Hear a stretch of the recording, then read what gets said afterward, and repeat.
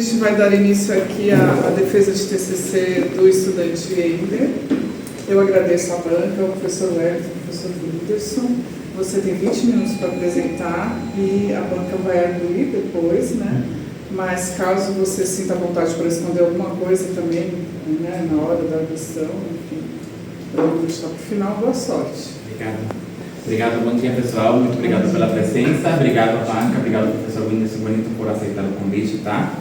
Hoje eu venho apresentar meu trabalho de conclusão de curso, que se chama Inteligência Artificial Generativa e a catalogação de fotografias em arquivos de biblioteca. A minha orientadora é a professora doutora Isabel Cristiana da Silva Merengeli. Também muito obrigado por aceitar e topar essa loucura aqui. Pode passar, por favor. E fazendo a introdução, a fotografia ela tem um papel extremamente fundamental dentro da área de conhecimento, né? Ela funciona como um registro histórico, cultural e informacional. No entretanto, para que essa imagem possa ser recuperada, preservada e organizada, é necessário um tratamento técnico a partir do profissional da informação, né?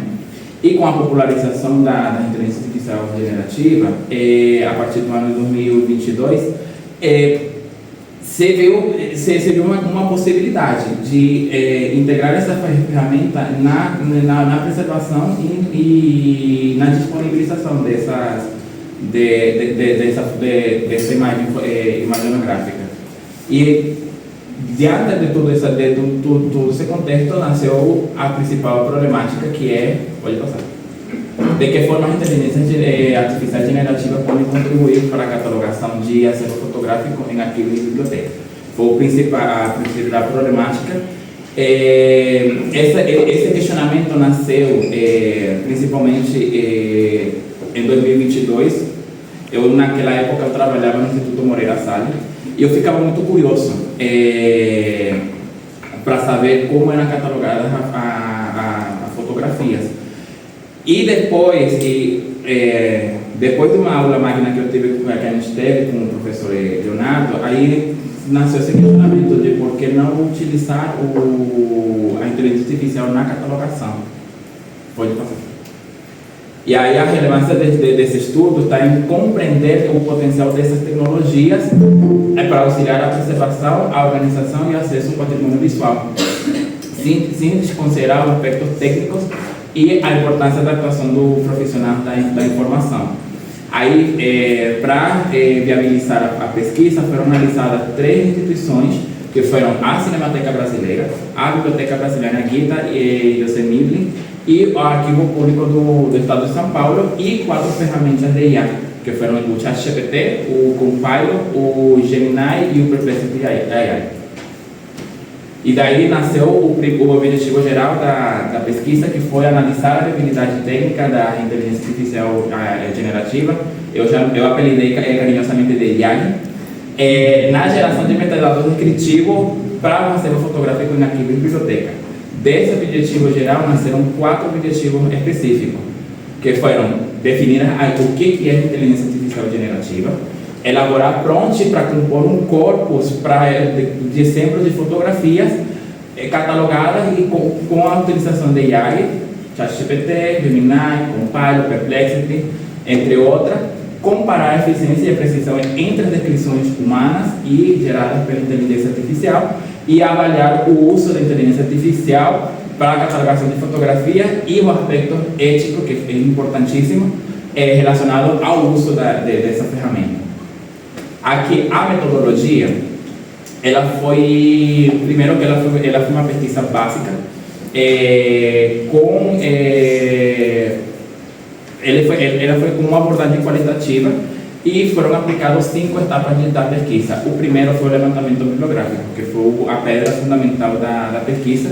Foi o levantamento de toda a literatura que fala referente a... Eu sempre falo que meu trabalho é um trabalho Frankenstein. Por quê? Porque eu tive que apelar a diversas áreas para compor um referencial teórico e sedimentar a minha pesquisa e viabilizá-la, né? A linha de pesquisa foi pela ANSIV, ela compôs um grupo de trabalho 8, que é Dados, Tecnologia e Informação. As instituições pesquisadas, como já falei, foram a Cinemateca Brasileira, a Biblioteca Brasiliana e o Arquivo Público do Estado de São Paulo. E o objetivo é compreender essa viabilidade do uso da IA dentro da catalogação de fotografia. A pesquisa foi dividida em 5 etapas, foi o levantamento bibliográfico, aí depois foi a pesquisa documental. Para trazer o aspecto ético, eu tive que consultar diversas normas e diversas legislações. Sabemos que no Brasil ainda a inteligência artificial generativa não é regulamentada, porém existem normas que viabilizam seu uso. Aí fui para a entrevista semi-estruturada com os responsáveis das instituições que foram analisadas. Também temos testes com as inteligências artificiais generativas e, por último, o cruzamento dos dados, tanto da testagem da IAG como as entrevistas para viabilizar os resultados da pesquisa. Pode passar. O referencial teórico. O objetivo da sessão foi fundamentar teoricamente a pesquisa sobre o uso da inteligência artificial generativa na catalogação de fotografia, também dar um contexto a esses conceitos dentro da conceitos de fotografia, imagem e catalogação. Eu queria diferenciar o que é conceito de fotografia e imagem, porque são duas coisas totalmente diferentes. E apresentar um desafio histórico e contemporâneo da preservação da catalogação e organização do acervo fotográfico atualmente, e também explorar esses avanços tecnológicos e as limitações das IAGs dentro das unidades da informação. Pode passar. Eu dividi os 4 principais conceitos em um quadro comparativo. O primeiro conceito que temos aqui é fotografia versus imagem. A fotografia ela é criada por uma câmera e por luz e por sala de prata. Ele é um documento histórico e informacional. Já a imagem, ele é um grande guarda-chuva. A imagem é um conceito geral do que representa uma iconografia, uma fotografia, uma pintura rupestre, uma arte plástica. Então ele compõe, ele generaliza esses conceitos que se subdividem à imagem. Em resumo, eu sintetizei nessa frase que para mim foi fundamental para a pesquisa, que toda fotografia é uma imagem, mas nem toda imagem é uma fotografia. E a importância é a compreensão da especificidade do objeto a ser catalogado.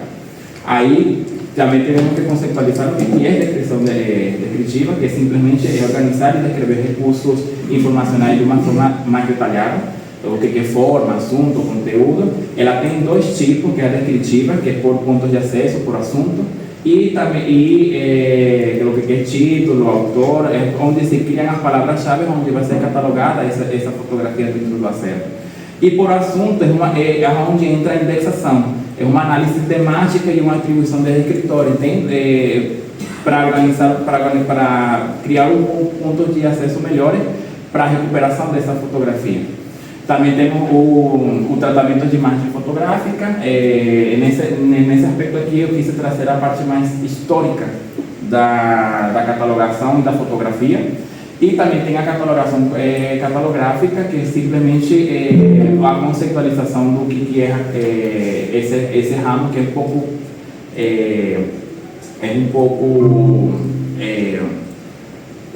explorado, vamos dizer assim. Pode passar, amigo. E aí entramos no que é a matéria-prima da minha pesquisa, que é a inteligência artificial.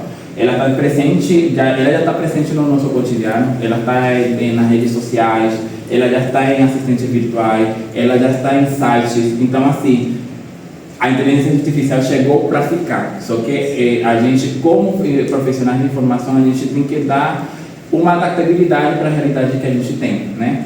E também saber o risco que ela apresenta. A área de inteligência artificial é capaz de gerar novo conteúdo, como textos, imagens, música, metadados, e ela cria isso à base de uma grande base de dados que temos.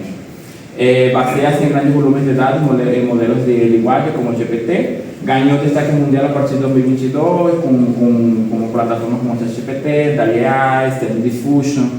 E, apesar do potencial autômato, então ainda exige uma supervisão humana para garantir a qualidade e a confiabilidade. E aí entramos ao que é a inteligência artificial dentro da biblioteca e o arquivo. Ela pode auxiliar na automatização de tarefas repetidas, ela apoia a criação de metadados e descrições documentais, melhora a recuperação da informação e pode ser aplicada tanto na catalogação como na indexação e na organização de acervos digitais. E, porém, e é o fundamental, ela é uma ferramenta que auxilia, ela não substitui o profissional de informação. E isso vai ser um aspecto que vai se repetir muito na apresentação, porque é a técnica principal que eu quero trazer com a minha pesquisa. A inteligência artificial sim pode ser implementada, porém ela não substitui o profissional da informação. E aqui entramos na ética da inteligência artificial dentro da catalogação de fotografia. A inteligência artificial, e já a gente viu diferentes vezes, como trouxe o trabalho do meu colega Paulo, ela cria imagens extremamente hiperrealistas, porém ela não tem um embasamento, vamos dizer assim, da realidade mesmo. Então, isso desafia muito os princípios éticos tradicionais da autenticidade, veracidade e o valor documental. E para isso o profissional da informação ele tem que lidar muito com essa veracidade da fotografia sintética, com a autoria e a veracidade antiga. E aí eu coloquei 5 aspectos, que foram a transparência e a responsabilidade, que é uma necessidade de informar que ferramenta foi usada, o modelo, a versão e a data que foi implementada. Indica claramente quando que uma imagem é criada, é modificada por IA, e se uma fotografia analógica, como que foi utilizada uma ferramenta para catalogar. E evitar apresentar imagens simuladas com um registro factual. Sempre tem que ter uma veracidade. Autoria e direitos autorais, aqui é um ponto que eu quero trazer muito, porque desde quando foi aplicada a testagem, um problema que eu vi muito, que a 4IA não identificaram claramente a autoria da fotografia. Colocava autor não identificado, autoria não identificada, produtor não identificado. Aí é onde a gente tem que ter bastante cuidado, porque como elas são um grande modelo de base de dados, elas fazem uma varredura maior, elas podem gerar plágio ou podem gerar uso indevido de conteúdo. O catalogador ele tem que registrar a autoria crítica e considerar múltiplas camadas de autoria: usuário, IA, quem é detentor dos direitos, é do domínio público, é do domínio privado. Sempre tem que ter esse cuidado. Pode passar. E aí, onde entra a integridade informacional, a catalogação deve preservar a confiabilidade das informações, prevenindo a desinformação. A revisão humana é essencial, e aqui volto a bater na tecla. O recurso humano nunca vai ser substituído pela IA. Tem que ter uma revisão humana, sim ou sim, porque a IA ela delira muito. Então, tem que ter muito cuidado, e também cuidado com os padrões que vão ser aplicados, o vocabulário, ou se vai ter um vocabulário controlado, qual vocabulário controlado vai ser aplicado também. Pode passar. E a preservação da agência humana e o letramento informacional, ela tem que ser uma ferramenta de apoio, nunca substituta do julgamento profissional. Profissionais precisam compreender os limites, os vieses e o risco das ferramentas, e o desenvolvimento de competência crítica para interpretar imagens híbridas, que é entre o real e o sintético, o que é real e o que não é real. O viés algoritmo de representatividade, ela pode reproduzir a desigualdade de estereotipos sociais. Se vê, a mediação humana é essencial para garantir a representatividade e a diversidade dentro da catalogação. E aqui eu trouxe o exemplo dos prompts, que é o segundo objetivo da minha pesquisa. Criar prompts para ver como que a IA pode catalogar ou como pode auxiliar ao catalogador. Eu trouxe 2 exemplos dos 2 padrões que eu trouxe, que foi o MARC-21 e o ARCC2, e a Dublin Core e o RDA. Você pode compreender que eu indiquei para a IA colocar a autoria, a área fotográfica que ele pertence, o local que está sendo representado nessa imagem aqui e a data aproximada. Nos dois prontos. Pode passar. Aqui está o resultado da testagem. Podem ver que aqui diz aqui título atribuído pelo catalogador com base no conteúdo da imagem. Então, assim, o catalogador sempre tem que ficar vendo aonde que está, aonde que ela varia, aonde que ela deliriou e ela tem o devaneio dela e complementar essa informação. Aqui também temos que ele coloca autor não identificado, temos aqui representado, é uma questão que tem que ter muito cuidado. Mas, para o duplicou, ele colocou o criador. Então, assim, ela varia muito, ela tem tanto delírio que a gente às vezes fica bem complicado às vezes ver aonde que ela erra, aonde que ela não erra, mas ela consegue te dar uma ficha catalográfica bem detalhada. Esse aqui é o questionário que eu implementei para a minha entrevista. Foi um complementário bem simples. Eu tenho que falar também que graças a esse questionário eu encontrei várias coisas bem legais dentro da pesquisa. E aqui vamos para a análise do resultado. A instituição é analisada. A Cinemateca ela tem um acervo híbrido, né? Ela tem textual e fílmico. Uma coisa que eu descobri que a Cinemateca brasileira ela tem seu próprio vocabulário e sua própria classificação. Ela tem uma classificação pela FIAF, que é a Federation International de Art Film, uma coisa assim. É muito legal. Porém, esse vocabulário da Cinemateca ele ainda não foi atualizado. Tanto que o Centro de Documentação e Pesquisa está fazendo um projeto, está vendo se está sendo viabilizado para verba, para atualizar esse vocabulário. O arquivo público do Estado ela tem uma abordagem mais arquivística, a arquivística mais clássica, né? Ela tem uma descrição multinível e o principal padrão de catalogação é a renobragem. Ela prioriza a proveniência e a hierarquia. E a Biblioteca Brasiliana Gita José Nivre, ela tem foco em coleções raras. Ela tem uma localização fixa, porém, ela utiliza um tipo de híbrido entre a CDD e a CDU. Então, eles criaram esse tipo de híbrido para conseguir catalogar as coleções raras e as coleções que não existem dentro da CDD e a CDU tem, ou a CDU tem e a CDD não tem. Eles fizeram um híbrido e eles catalogam o acervo assim. Eles têm uma maior flexibilidade para a preservação física. Isso foi o que a entrevista ela me trouxe. A observação vem sobre padrões de organização, os métodos de catalogação refletem a natureza do acervo e os objetivos institucionais.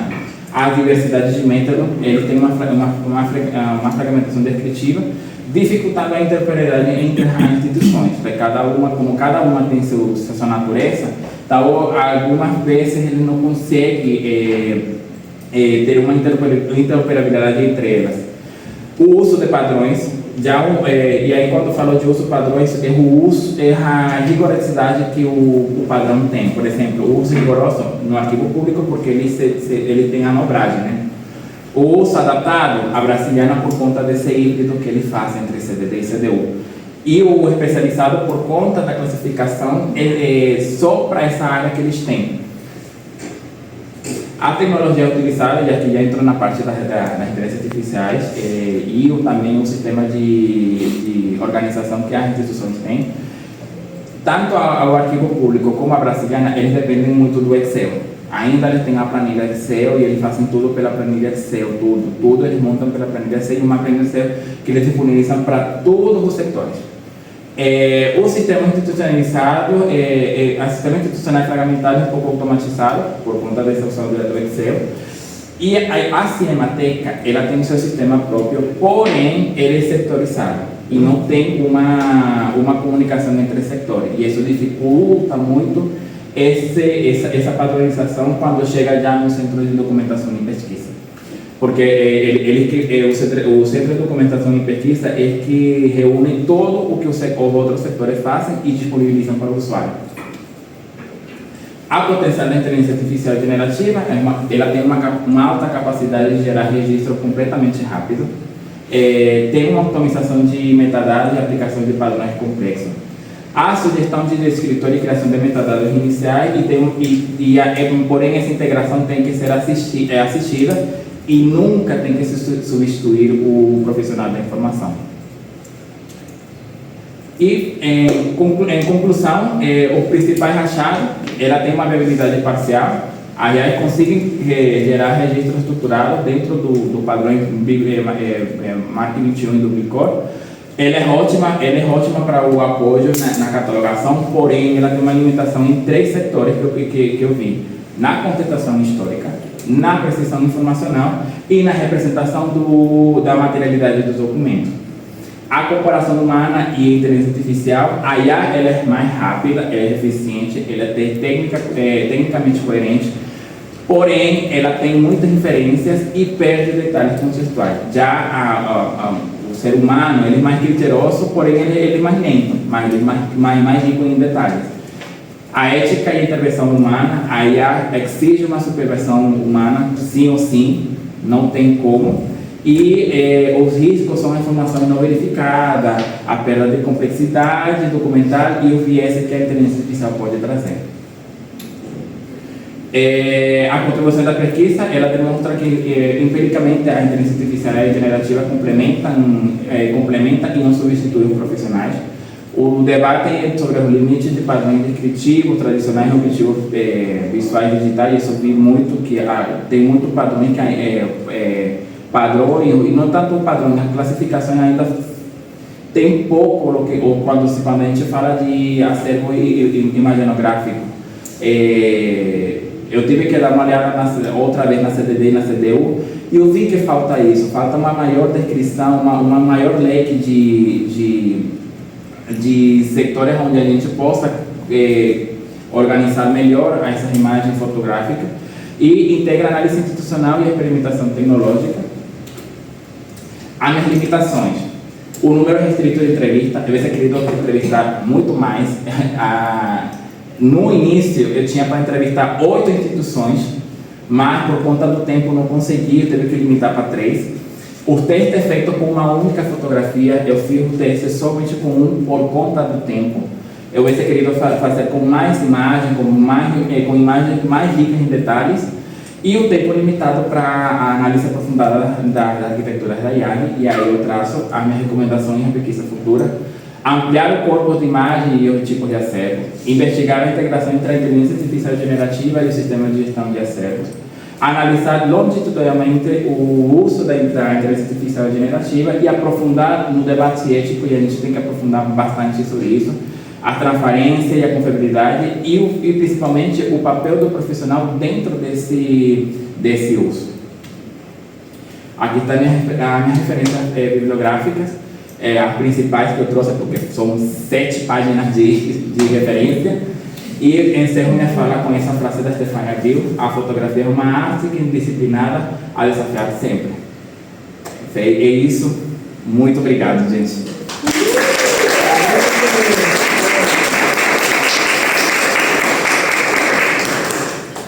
Muito bom, obrigada. Agora você pode sentar, tomar uma aguinha, né?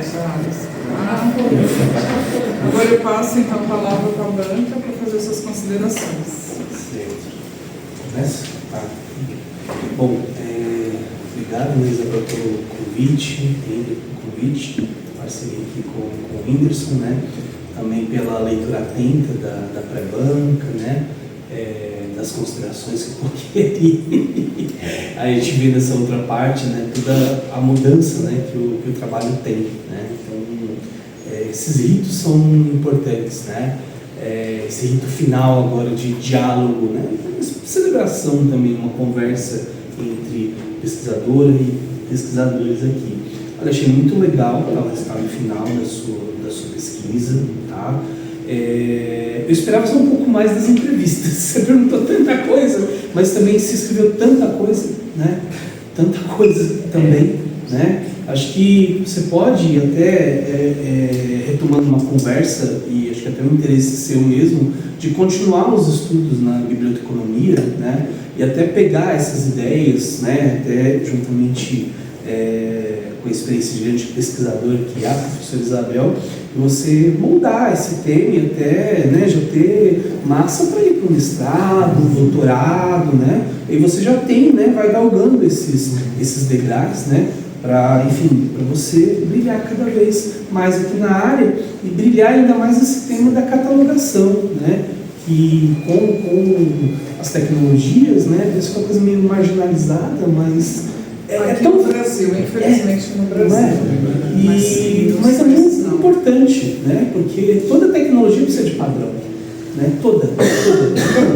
Pode ser um modelo, né, da galáxia, um modelo mais simples, mas se não tem padrão, a tecnologia não entende, né? De fato, ela alucina, ela delira, né? Gostei do delira. Ela delira muito. Delira é muito bom, a alucinação. Eu pensei, acho que em América Latina a gente pode falar que delira, já que estamos, né, falando aqui, né, de uma forma continental, né? Então, digamos que delirar. Delirar.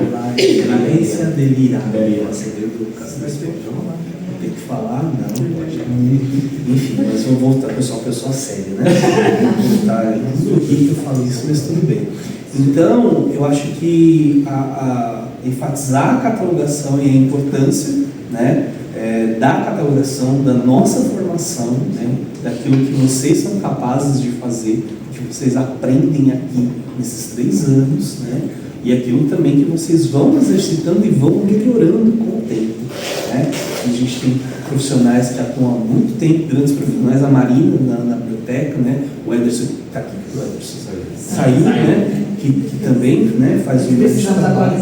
Exatamente, né? E a catalogação, entender os padrões é fundamental. Ontem também teve trabalhos muito bons também na ETEC, né, que envolviam a catalogação, né? E dizer, é algo, né, infelizmente, né, no Brasil está em desuso, mas não, ele é importante, é uma base muito, muito importante, né? E esse olhar nosso, né, da análise crítica e dos modelos generativos, isso é importante. Os pontos que você trouxe da ética também, eu acho que são pontos bons, bacanas mesmo. A gente não tem ainda uma legislação, as big techs fazem aquela pressão toda de não ter uma regulamentação, né? Enfim, quando você tem regulação, né? Você seguir regras, e eles não querem seguir regras, né? Enfim, mas a gente pensar também que na parte acadêmica, né? Acho que as instituições maiores de pesquisa ter alguns regulamentos para que sejam inspiração para outros, né? E a gente também vem observando que diversas instituições vêm trazendo seus regulamentos e orientações com relação ao uso. Eu acho que desses pontos, né, que eu pensei, da questão das entrevistas, que você colheu muito material, né, muitas boas respostas. Aí, enfim, outros ajustes aí de revisão de texto, né, aquela coisa toda que a gente já sabe, não precisa ficar falando, né? Mas parabéns pela pesquisa, né? Que muito orgulhoso do resultado, e também da sua família que está acompanhando a gente, está orgulhosa aí do seu trabalho e da sua trajetória. Parabéns. Obrigado. Bom dia a todas as pessoas presentes. Quero agradecer ao professor Isabel pelo convite, você, Ender, pelo convite também, o professor Wellington por procurar a banca junto comigo. Mais uma vez, parabenizar pelo desenvolvimento do seu trabalho, né? Acho que é um trabalho bem escrito, bem desenvolvido, bem dialogado com as teorias. Eu acho que isso enriquece muito a tua pesquisa, né? A gente vê o comprometimento no sentido de que se dedicou mesmo a fazer, né? Então, é uma pesquisa que, como o professor Wellington falou, ela pode se desdobrar aí para um mestrado, para um doutorado, porque a gente carece de estudos assim, né? E aí pensar numa perspectiva de que acho que falta isso, né? Eu acho que padrões ou modelos possam ser seguidos, né? Tomados como base para fazer a representação, seja de imagens, de documentos, né? Ou mesmo de materiais bibliográficos, enfim. Fiz algumas anotações aqui, mas não é nada de desmerecer o seu trabalho, na verdade. Achei o trabalho muito bem desenvolvido, muito bem escrito, a introdução, a metodologia bem detalhada, o próprio desenvolvimento teórico, né, os resultados também. Você, enfim, dialogou bem, fez a análise positiva. As considerações finais também, você retoma lá a pergunta de pesquisa e vem desenvolvendo. O que eu senti falta nas considerações finais, né? Basicamente, uma discussão mais profunda, assim, dos resultados e sua contribuição para a área de biblioteconomia e arquivologia, né? Então, como que isso impacta, de certa forma, a nossa área? Isso a gente já vem falando bastante, né, em sala de aula. Eu acho que é isso, porque para quem está lendo, né, a gente entendeu todo o contexto, a gente sabe, para a gente que é bibliotecário, enfim, a gente sabe das profundidades que tem, mas eu acho que para quem vai ler a tua pesquisa, eu acho que só um parágrafo ali, né, explicita mais, né, a importância que tem.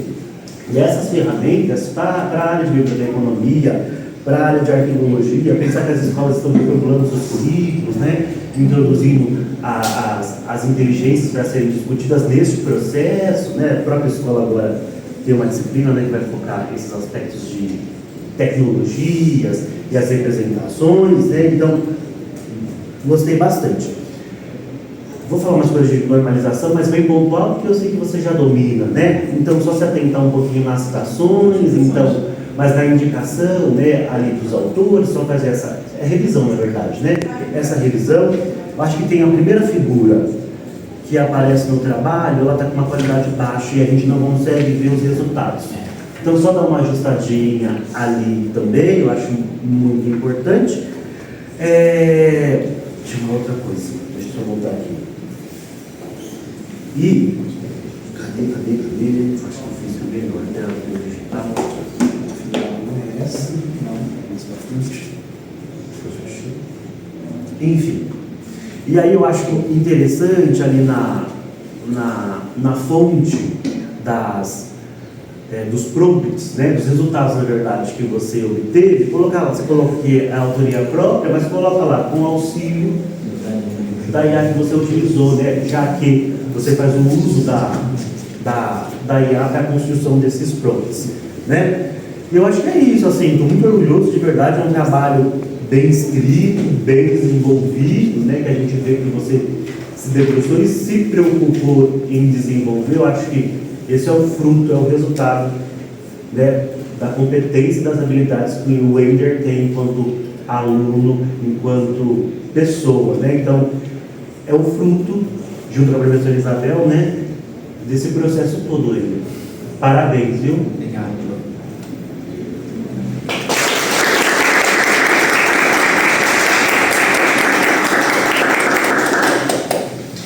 Bom, obrigada pelas considerações, né, professor Léo, professor Whindersson. Vocês querem que a gente saia? Será que é mais fácil?